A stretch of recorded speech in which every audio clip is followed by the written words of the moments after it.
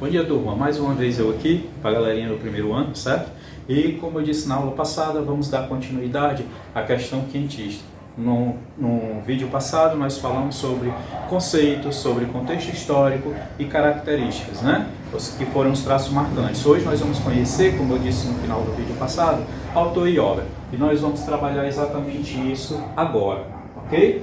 Primeiramente, o quentismo, ele tinha essa natureza das informações contidas nas obras. Informações históricas, que eram as cartas cartográficas, informações geográficas, mapas e atlas, e informações sobre a fauna e a flora. Isso é o que nós vamos encontrar como literatura aqui na escola quentista. O primeiro documento histórico do Brasil foi a carta de Pero Vaz de Caminha ao rei de Portugal, que descreve exatamente a beleza da nova terra e os hábitos dos índios aqui encontrados.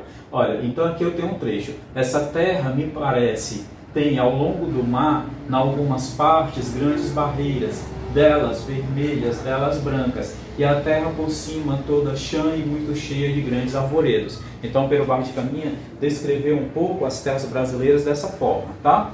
Aqui, o que foi que ele falou sobre os índios também nas cartas? Ó, a feição deles é serem pardos, maneiras de avermelhados, de bons rostos, de bons narizes, bem feitos, andam nus, sem cobertura alguma, certo? Não fazem o menor caso de encobrir ou mostrar suas vergonhas, e nisso tem tanta inocência com que tem em mostrar o rosto. Então ele descreve os índios nesse pequeno trecho, certo? Como seres inocentes, um pouco selvagens, mas inocentes. Selvagens a ponto de ser pacificados, como eles fizeram, né? Temos a literatura catequética também. Além das crônicas dos viajantes, havia também a poesia religiosa cultivada pelos jesuítas no trabalho de catequese. Os representantes mais significativos da poesia jesuítica do quentismo brasileiro são Padre Manuel da Nóbrega e Padre José de Anchieta. Esses foram os dois representantes e escritores da nossa literatura quentista.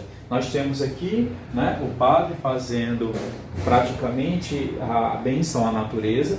Temos também, em 1549, os padres jesuítas começaram a vir para o Brasil a fim de propagar o cristianismo, a fé e catequizar os índios. Ele escreveu a primeira gramática do Tupi-Guarani, verdadeira cartilha para o ensino da língua aos nativos, arte de gramática da língua mais usada na costa do Brasil, em 1595. Eles começaram a aprender com os índios a língua Tupi-Guarani e traduzir o que os índios falavam para a língua portuguesa. E assim as pessoas que foram chegando começaram a entender o linguajar dos índios. E ao mesmo tempo que começaram a entender, os índios também passaram a aprender o português. Anchieta escreveu poesias, peças teatrais, cartas e sermões. Merece destaque, no entanto, apenas a parte poética e teatral. Na poesia, sua linguagem era simples, os versos são curtos, redondilhas menor, tá? E o assunto é sempre religioso, de contestação aos bens terrenos. Ou seja, ele queria que, de uma certa forma, a gente se desapegasse e procurasse a vida espiritual, tá?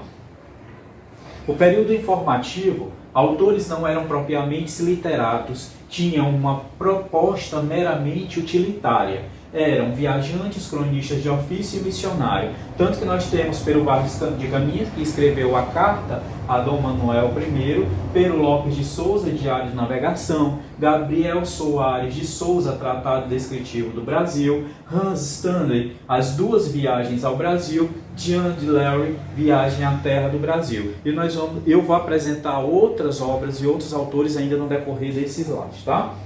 Olha só. O período informativo, as obras não eram literárias, faltavam-lhe o caráter inventivo, porque eles falavam o que estava acontecendo real, não criava nada novo nem romântico, né? Eram cartas, diários, relatos e tratados. Temos também a proposta, as obras marcam o interesse de Portugal nos empreendimentos tamarinos, político-econômico, evidenciar o potencial de riqueza, aumentar sua riqueza, e contra-reformista, conversão dos indígenas, certo?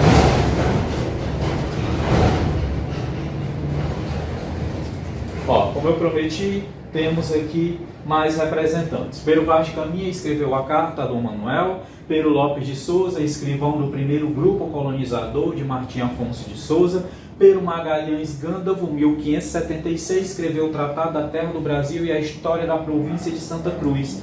Jesuíta Fernão Cardim, A Natureza Epistolar e o Tratado da Terra e da Gente do Brasil, em 1583. Temos também Gabriel Soares de Souza, o Tratado Descritivo do Brasil, em 1587. Ambrósio Fernandes, Os Diálogos das Grandezas do Brasil, em 1618. Padre José de Anchieta, As Cartas Missionárias. Padre Manuel da Nóbrega, O Diálogo sobre a Conversão do Gentil. E Frei Vicente do Salvador, A História do Brasil, em 1627. Certo?